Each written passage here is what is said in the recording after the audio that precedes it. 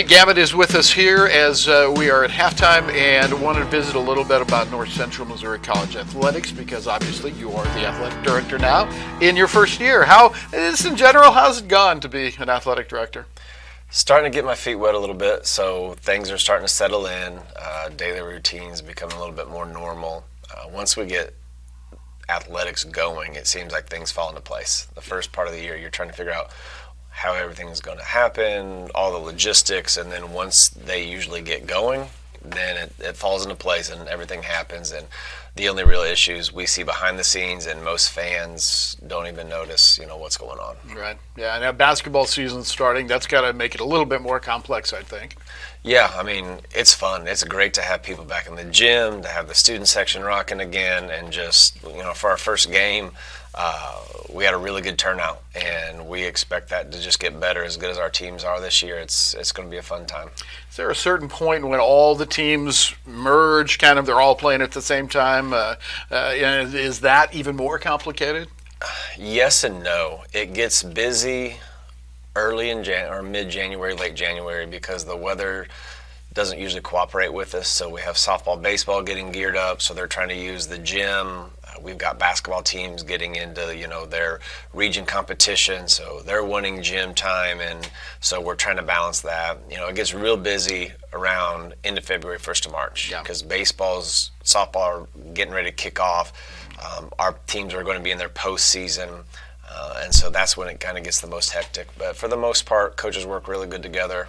We can make it work. Yeah, and this is not your first year, obviously. I guess we should state that you've been around these programs and coached here and all that kind of stuff. You're also a referee, and a referee of some repute. You've gotten around and worked your way up the ladder, and I'd like to talk to you a little bit about maybe the changes our fans will see in any rules, or I guess there's rule changes and then there's interpretation of rules. And can you kind of start off with what maybe some of the big interpretations or rule changes are this year? So every 2 years, the NCAA will make rule changes. It's a rule change year. The men and women are opposite. So every year, either the men or the women, somebody will have a rules change year.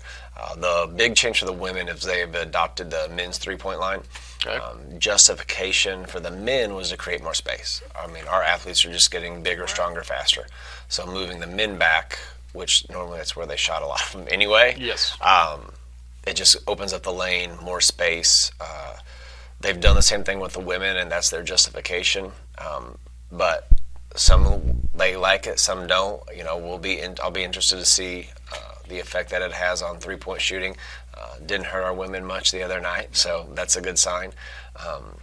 But that's the main one on the women's side. Now, in our gym, is that the farthest out line now? So our gym, we have the high school line for holiday hoops. Last year, the middle line was the women's line, and then the far line was the men's. This year, the middle line is basically obsolete. Yeah. And so everything's the outside line. Hey, what other interpretations or changes are there this year? So shot clock is a little bit different. A couple years ago they went from the 30 to the 20 on the resets. Mm-hmm. Most people don't even pay attention to the shot clock until they hear the buzzer go off. Basically all that's doing is if there's a live ball or a dead ball turnover in a team's backcourt. So if we're pressing a team in their backcourt under our basket and they travel or they throw the ball out of bounds, instead of going to a 30, they'll just go to 20. For the other team taking possession? Yeah, for our team taking possession. Because they're already in their forecourt. They're already there. Yeah.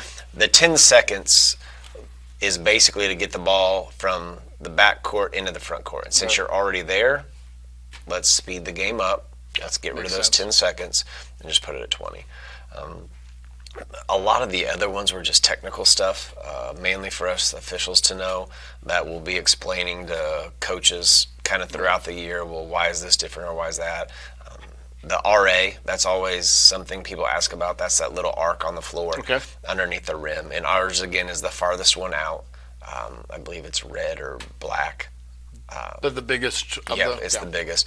And if a secondary defender is in there, so say somebody's rotated over, if they're in there, they have to jump. If they jump straight up with their arms straight up, then they're legal. If they're standing in that, and they get ran over like a freight train, the foul is still on them. Right. And so that's what people have to realize. So if you see them give a blocking signal and then point to the RA, they're saying the only reason this is a block is because they are in that circle. Yeah. So that's why people have asked, why are they pointing? That's why they're pointing. Okay. If they would have been outside it, then it would have been an offensive foul. Yeah. It does? Okay. That's what, yeah. So was it No, called? I don't know. That's why you're the official, I'm not. What do you find enjoyable about refereeing? There's a lot of stuff that goes on there with the crowd and the coaches yelling and all that kind of stuff. I like the rules. I just like being able to interpret them, being able to apply them. It's fun to me. Seeing things from the coach's perspective. Because you were a coach Yeah. for a long time. Like, I like watching good basketball and seeing certain actions or certain plays that certain people run or certain scenarios. I can kind of use that knowledge and help other officials and say, hey, there's a team I have. They have a play called Carolina. They ran it once. I'm like, oh, okay, nice play. They ran it again. I'm like, oh, this is what's coming. And I saw it, and then the third time they ran it again, I was able to tell my partner, hey, I just kind of made a motion that it's coming right at you, because the previous time he had rotated over.